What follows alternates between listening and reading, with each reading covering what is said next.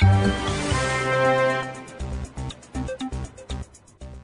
everyone, I'm Leon Thomas Lewick. Here's your political news roundup for Wednesday, August 22nd.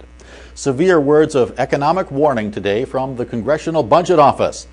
The agency said that if Congress and the President don't avoid the so-called fiscal cliff looming for January, the nation will plunge into a deep recession for years. That fiscal cliff includes the end of the Bush-era tax cuts and about $500 billion in automatic budget cuts that would take effect unless government acts.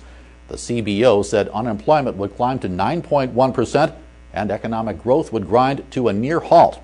Both Republicans and Democrats, including the Obama administration, used the report to call on the other side to join its plans for raising revenues or stimulating growth. Most analysts expect no action until after November's elections.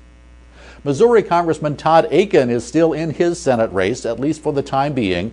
Akin told interviewers he won't acquiesce to party bosses who are pressuring him to drop out of his race against Democratic incumbent Claire McCaskill. He did, however, leave the door open to changing his mind and foregoing the election.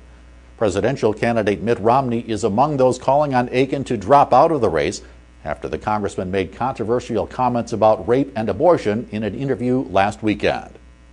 Romney's chosen running mate, Congressman Paul Ryan, blasted Akin's remark on what he termed legitimate rape. Ryan told a radio interviewer in Pittsburgh that rape is rape, and that Akin's comments were outrageous and that he didn't know anybody who would agree with them. Ryan also defended his own pro-life record in Congress, but added that Mitt Romney is at the top of the Republican ticket and he'll be the one to ultimately set policy if elected. And the abortion issue is making news aside from the Todd Akin controversy. A federal appeals court ruled that Texas can cut off funding for Planned Parenthood clinics.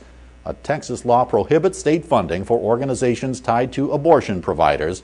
That law is being challenged in a case that goes to trial in October, but the appeals court ruled that while the trial is pending, the state can enforce its ban on funding. That's your political news roundup for Wednesday, August 22nd. I'm Leon Thomas Lewick. Stay logged on to rttnews.com for the latest political, economic, and stock market news all day long.